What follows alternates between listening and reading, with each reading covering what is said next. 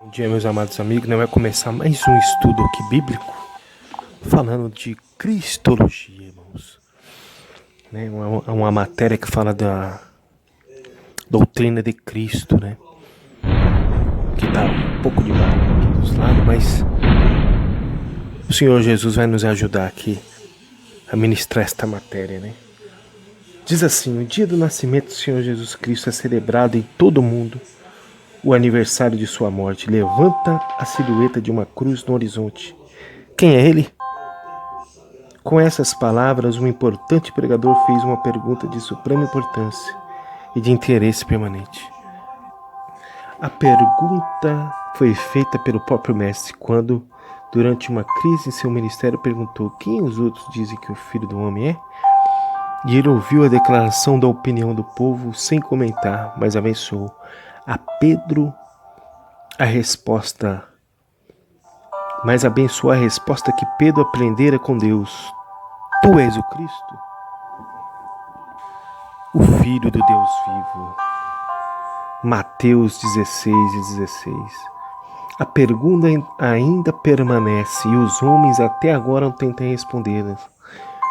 Mas a verdadeira resposta de vir do Novo Testamento, escrito por homens que conheceram a intimidade de Jesus, é porque ele abandonara todas as coisas. Eles abandonaram, porque por ele abandonaram todas as coisas.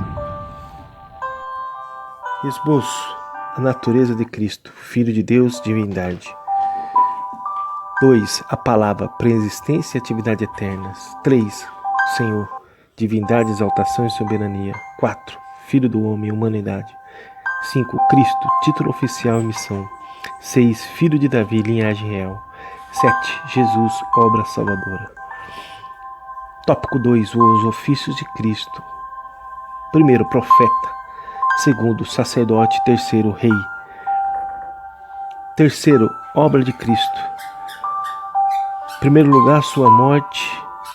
Letra A, sua importância. Letra B, seu significado. 2. Sua ressurreição. Letra A, o fato. Letra B, a evidência. Letra C, o significado. 3. Sua ascensão. A. O Cristo celestial. B. O Cristo exaltado. C. O Cristo soberano. D. O Cristo que prepara o caminho. E. O Cristo intercessor. F. O Cristo onipresente. G. Conclusão: os valores da ascensão. Tópico 1. A natureza de Cristo. A pergunta é: quem é o Cristo?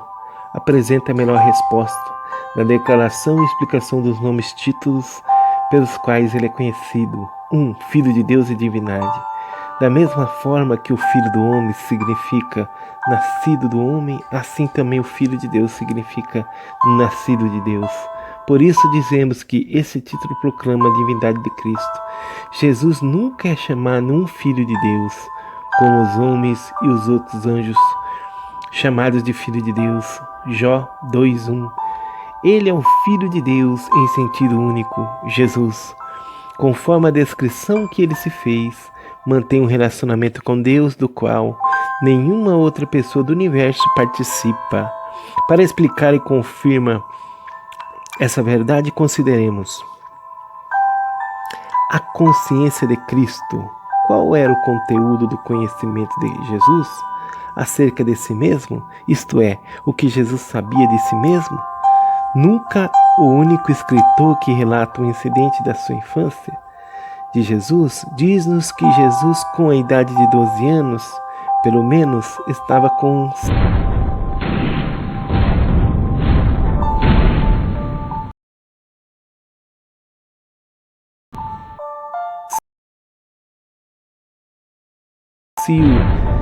cônscio de duas coisas. Aliás, ele tinha na consciência duas coisas. A primeira, de ter um relacionamento especial com Deus, a quem ele descreve como seu Pai.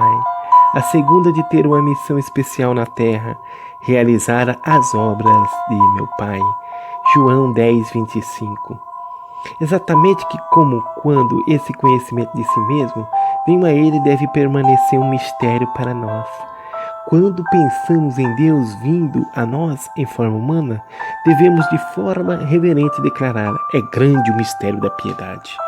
Está escrito isso em 1 Timóteo 3,16.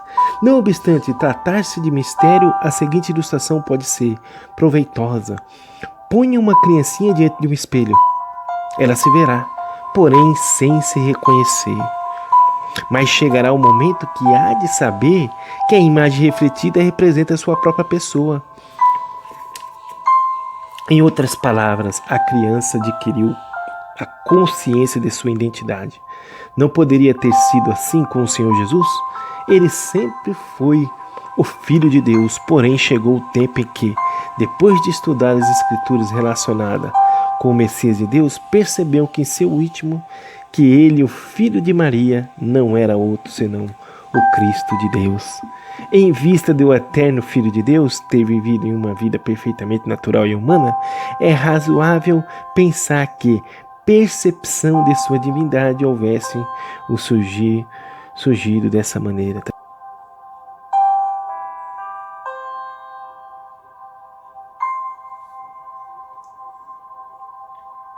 Chegando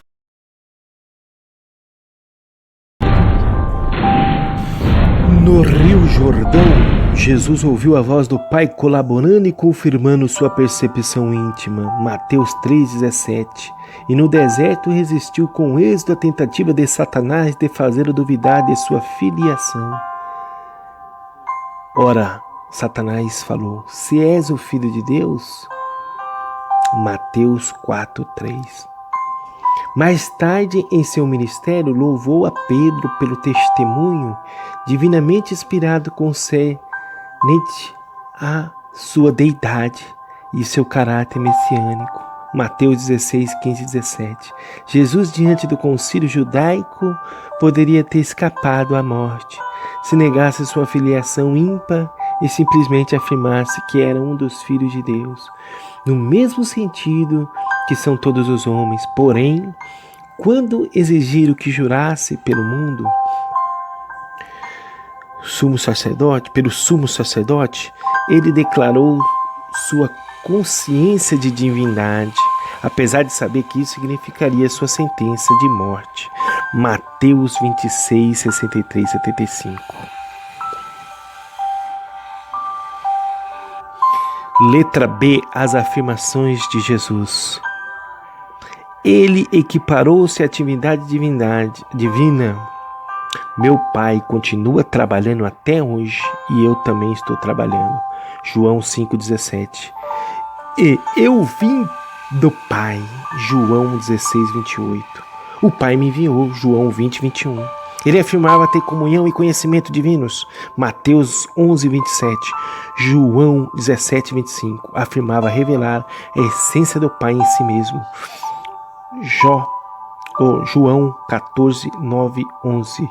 Ele assumiu prerrogativas divinas onipresentes. Mateus 18, 20. Poder de perdoar pecados. Marcos 2, 5 ao 10. Poder de ressuscitar os mortos. João 6, 39. João 40, 54. João 11, 25, com relação ao Lázaro, né? João 10, 17 e 18.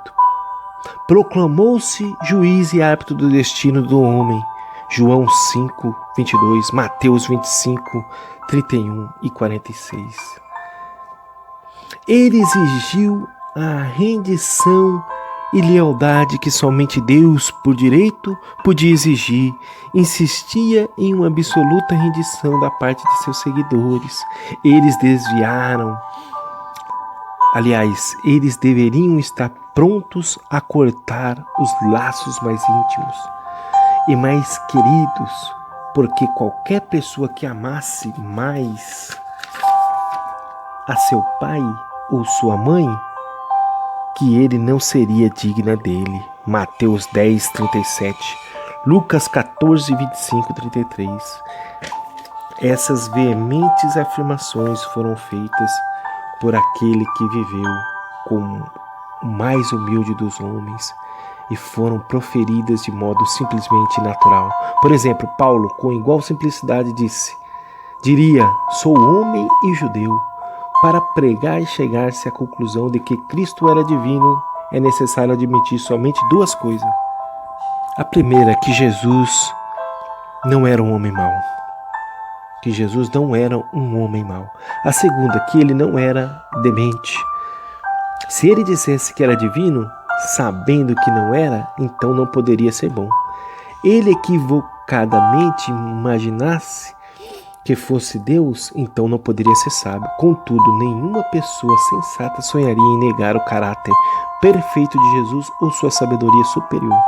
Em consequência disso, é inevitável concluir que ele era o que ele próprio diz ser, o Filho de Deus em sentido único. C. A autoridade de Cristo. Nos ensinos de Cristo, observa-se. Letra C. A autoridade de Cristo.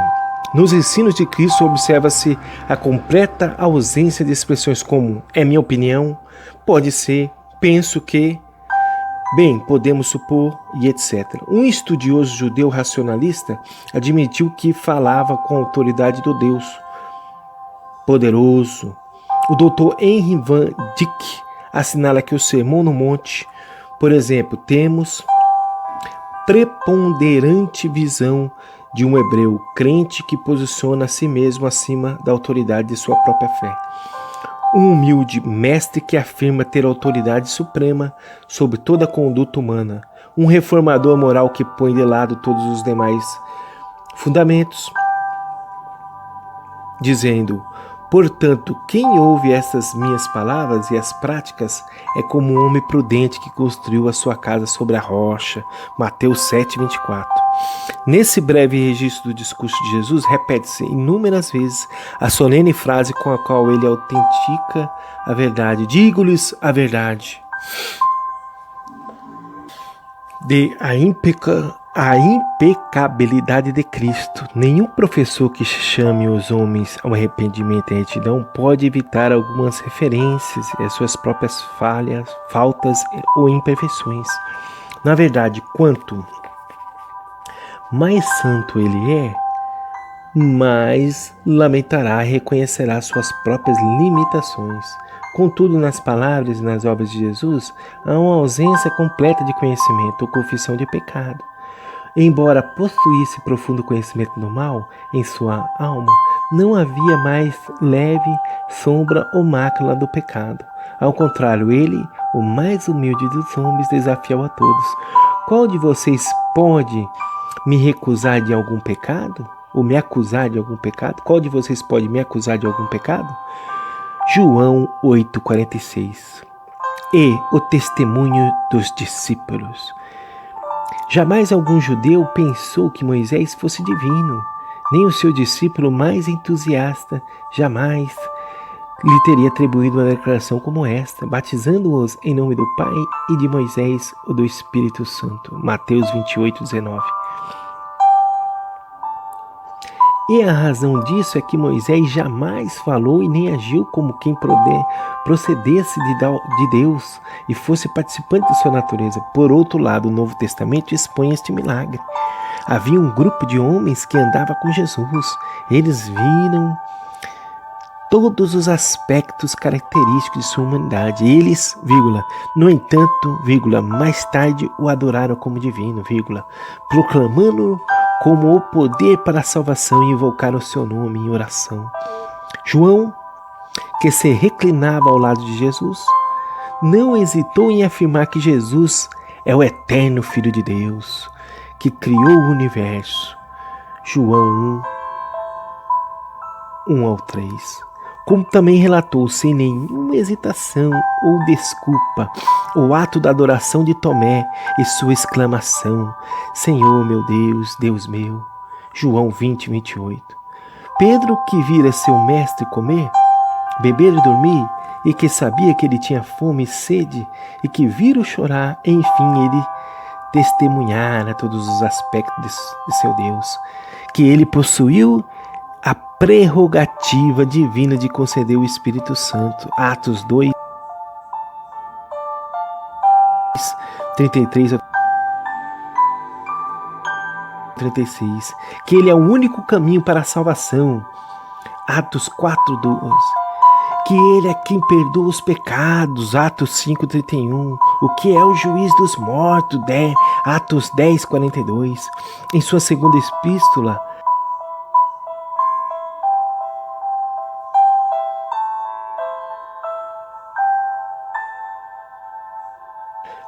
Atos 3:18, ele o adora atribuindo-lhe a glória agora e para sempre.